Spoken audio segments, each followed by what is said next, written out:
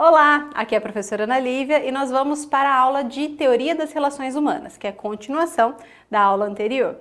Após Elton Maio e a teoria das relações humanas ser difundidas ao longo aí dos anos, nós tivemos o surgimento de vários conceitos extremamente importantes para a administração de hoje. Pois bem, quem não sabe da importância da liderança, da comunicação, da existência de uma organização informal dentro de ambientes empresariais e, por que não, falar também da dinâmica dos grupos sociais? Bem, tem uma frase de Elton Maio que foi desenvolvida justamente quando ele descobriu que o trabalho em equipe aumentava a produtividade, que eu me identifico muito. Eu destaquei aqui para vocês. A melhor maneira de garantir a produtividade em um ambiente de trabalho é a cooperação mútua entre os parceiros sociais.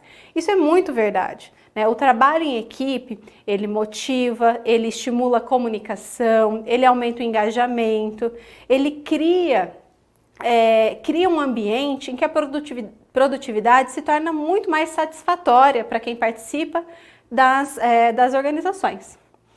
Esse fator liderança, ele é inclusive importante para o trabalho em equipe. Não há como um trabalho organizacional acontecer sem alguém à frente deste trabalho, né? Por mais que o grupo tenha uma grande maturidade, alguém vai guiar esse trabalho. Bem, quero fazer algumas perguntas para você. Você já se questionou qual é a melhor forma de um líder agir? Ou ainda, será que é adequado um líder tomar as decisões sozinho, de forma autoritária? Tomar decisão entre quatro paredes e avisar todo mundo depois que já decidiu?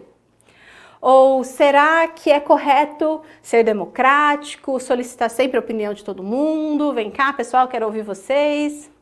Ou ainda, é correto ser liberal e deixar as situações se resolverem sozinhas? Então o tempo vai passar, o meu grupo vai resolver tudo sozinho? O que é o certo? Bem, eu tenho uma resposta para você. Depende.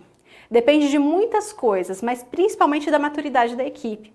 Depende do contexto da organização e do contexto daquilo que é desenvolvido, do tipo de produto, da época, das pessoas que trabalham nessa organização.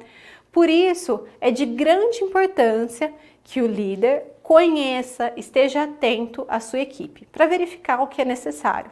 Se é necessária uma gestão mais rigorosa, mais próxima, com mais relatórios, ou se ele pode deixar a equipe mais livre.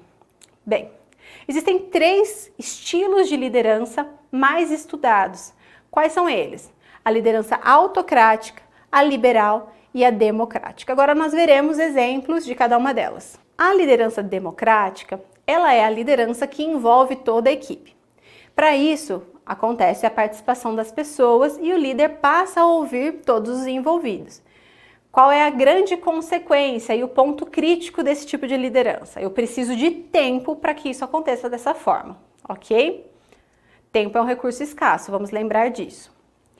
Outro tipo de liderança é a liderança autocrática, que é praticamente o contrário da liderança democrática, né?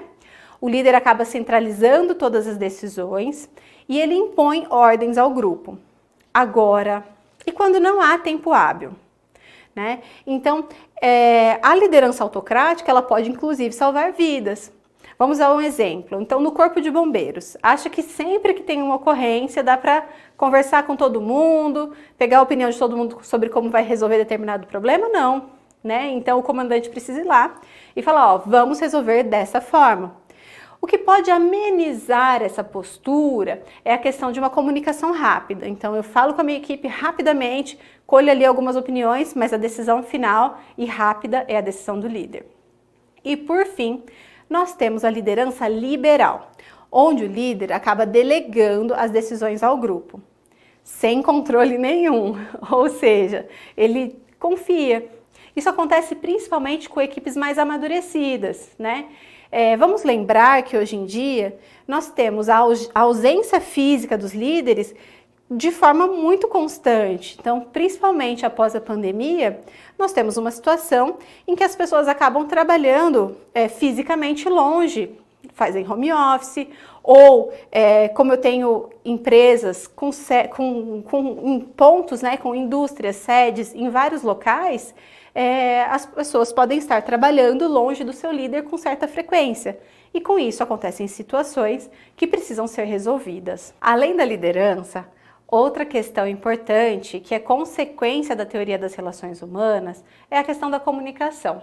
A comunicação nada mais é do que a troca de informações entre as pessoas. Ela significa tornar comum uma mensagem ou informação. Dessa maneira, é um dos processos administrativos mais importantes para a organização social. A comunicação, ela vai acontecer de maneira a transferir as informações. Acontece que, gente, tem gente que se comunica muito bem e outras pessoas que não se comunicam tão bem. Outra questão é o registro dessa informação, ou seja, uma informação documentada, escrita, ela tem maior chance de não perder sentido do que uma comunicação falada, né? Então chego numa sala e aviso, pessoal, reunião amanhã às 11 da manhã. Vai ter alguém que vai perguntar a que horas, vai ter alguém que vai perguntar onde, vai ter alguém que vai se perguntar, será que era para mim ou só para as outras pessoas que estavam na sala? Enfim. Quando eu trato de comunicação organizacional, eu preciso pensar em atingir todas as pessoas da maneira mais clara e precisa possível, para não perder tempo, para não perder trabalho, para não acontecer retrabalho. Então, eu chamo isso de uma comunicação efetiva. Caso a comunicação efetiva não ocorra, existe grande chance de termos um desequilíbrio na equipe de trabalho. Alguns elementos são importantes para a comunicação. Nós sempre teremos um emissor. No caso da nossa comunicação, eu sou o emissor, eu estou passando uma mensagem para vocês. Isso acontece por meio de sinais, ondas sonoras, letras, se alguém colocar alguma coisa escrita aqui do lado, símbolos. Acontece por meio de um canal, fio, usar, papel, e tem um receptor. No caso, você, aluno, é o receptor da minha mensagem, você que está recebendo a minha mensagem, ok? Entre o que eu quero falar e como você vai entender, existe uma grande distância, ou seja, eu preciso escolher as melhores palavras, as melhores histórias, a melhor forma de comunicar aquilo que eu quero explicar. E isso acontece por meio de redes de organização.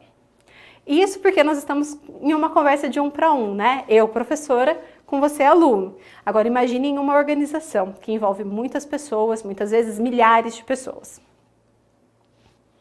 Feito essa reflexão a respeito de comunicação, veja como nós podemos ligar com o item anterior. O líder precisa de uma comunicação eficaz. E ao mesmo tempo nós vamos lidar agora com o terceiro ponto, que é a existência de uma organização informal. Então, um ponto importante, as organizações são formadas por pessoas.